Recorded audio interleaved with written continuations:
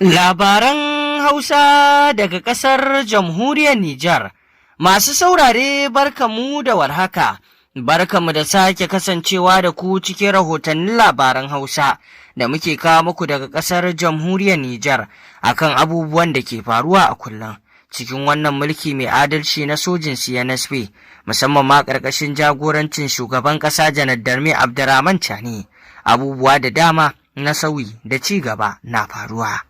Inda sai mu fara wannan rahotannin labaran namu daga ofishin ministan cikin gida, wato Janar Tumba, a dangane da batun sha'anin tsaro ta yadda za a samar da ingantaccen tsaro a birnin Yamai domin kariyar al'umma da kuma dukiyoyinsu. Inda ofishin ministan ya ɗauki mataki na hana zirga-zirga na manyan motoci a faɗin jihar.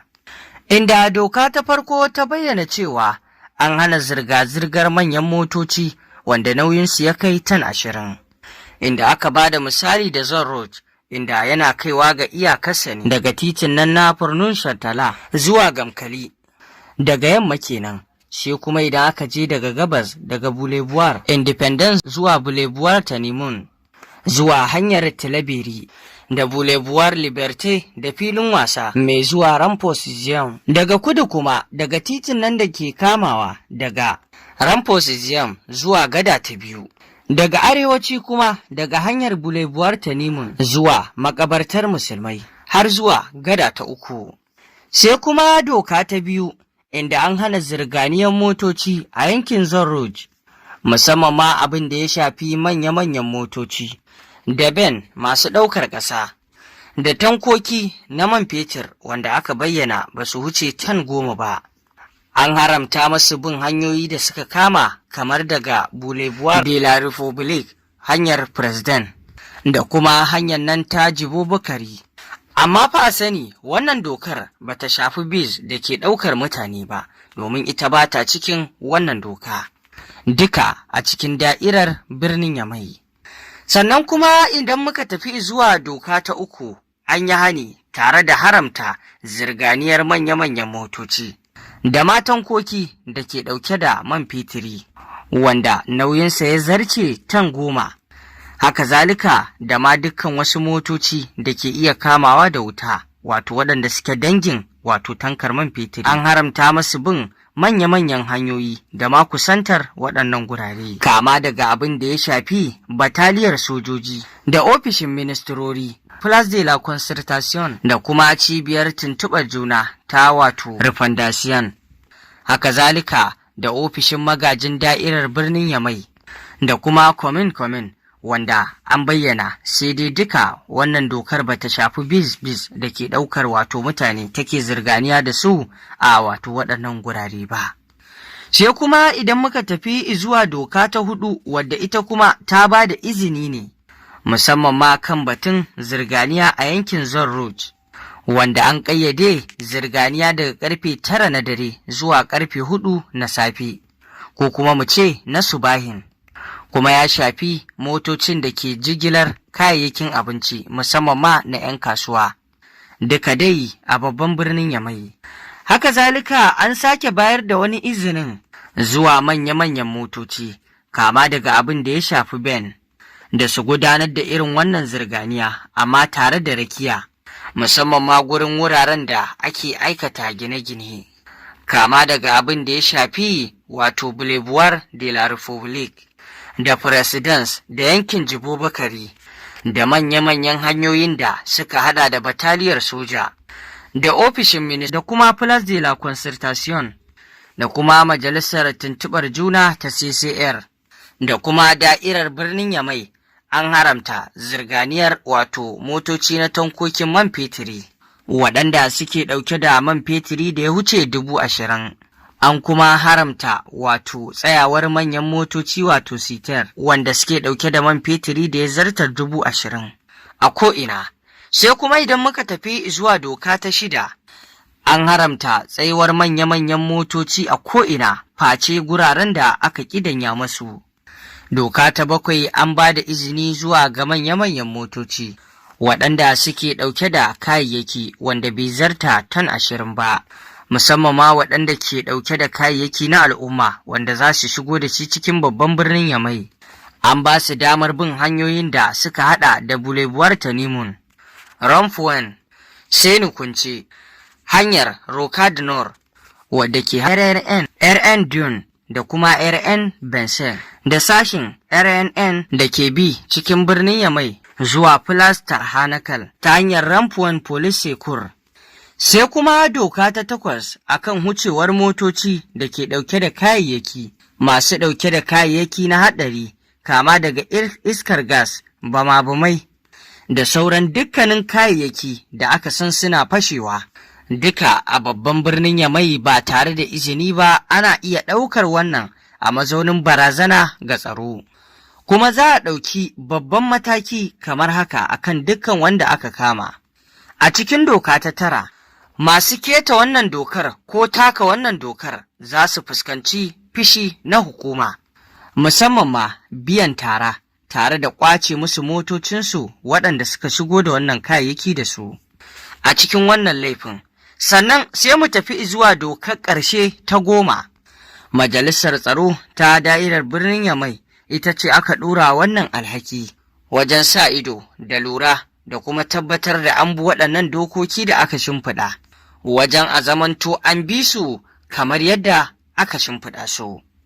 Bahaushe dai yana cewa da fatan in kunne ya ji jiki ya tsira, idan kuwa kunne bai ji ba jiki bai tsira ba. Kowa aka kama zai fuskanci hukunci daidai da abin da ya aikata, daidai da abin da aka tanada na doka.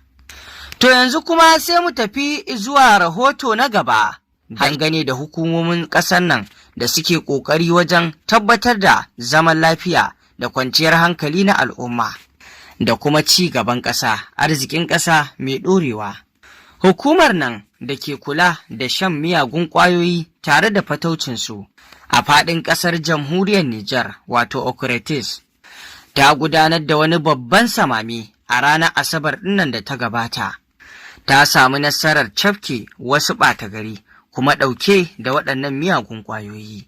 A yayin da ake tsaka da yaƙar wannan shaye-shaye, yayin da wasu kuma suka dukufa wajen aikatawa da kuma fataucin waɗannan miyagun ƙwayoyi waɗanda doka ne a ƙasar jamhuriyar Nijar, musamman ma kuma wato a babban birnin Yamai. Shi ya sanya wannan hukuma ta kula da shan miyagun ƙwayoyi tare da fataucinsa a ƙasar jamhuriyar Nijar, Ocratis, inda ta sake salon yaƙi, yayin da a ranar Asabar ɗinnan da ta gabata ta gudanar da wani babban samami tare da ban hannun wato jami'an tsaron ƙasa. Samaman mai suna kakkaɓe da Hausa ya haɗa da auna lafiyar direbobi domin a tabbatar wato ko sun sha wani abu na maye kada su kan hanya su haddasa hatsari, da kuma yin ƙoƙari wato da yin sintiri a gulbin isa da bin daga-daga a guraren da ake shan miyagun ƙwayoyi ko kuma wato siyar da su a dai babban birnin Yamai,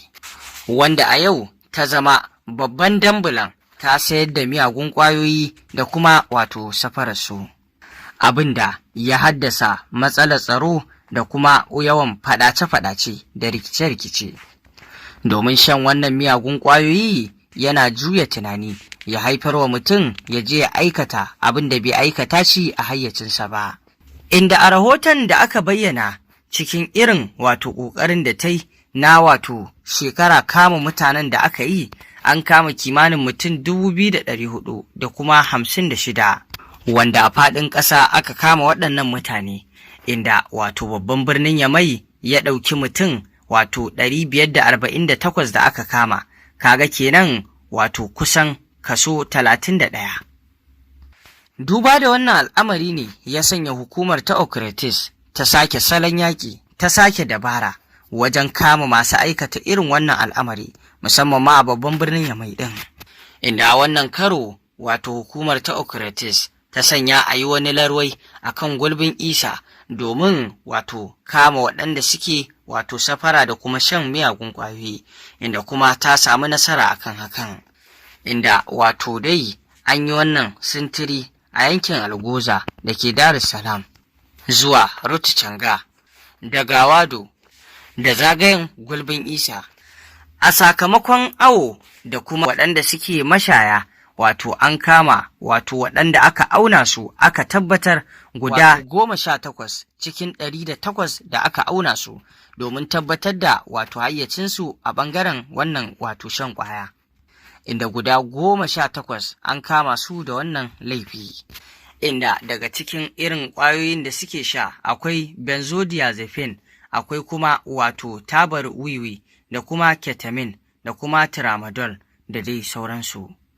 Direbobin sun haɗa da wato masu tuƙa ben da masu tuƙa hais da masu tuƙa wato taxi da bis da kuma karkar. Haka zalika har moto mai ƙafa 3 shi ma ya shigo ciki. A sakamakon larwan da aka yi a gulbin Isa kuma an kama ɓata gari 29, wanda dai sakamakon ya nuna an kama ɓata gari kusan 300, kuma daga ciki har akwai mata wanda sun kai 20 da wani abu da kuma yara. 56 daga cikin waɗannan dukkan ɓata garin an miƙa su gidan gyaran hali. Wannan babban nasara ce da hukumar ta Okritis ta samu. Wannan a takaice kenan abin da muka samu kamako. Sai kuma mu tafi zuwa rahotonmu na ƙarshe dangane da batun nan, inda rahoton dai na ƙarshe magana ce dai akan babban birnin Yamai, wanda kowace shekara yakan fuskanci tsinkewar wutar lantarki. Dangance da wannan matsala ne maikwanta na wannan ƙasa tun lokacin da suka kama mulki suka zuba hoɓɓasa wajen siyan kayayyaki na aiki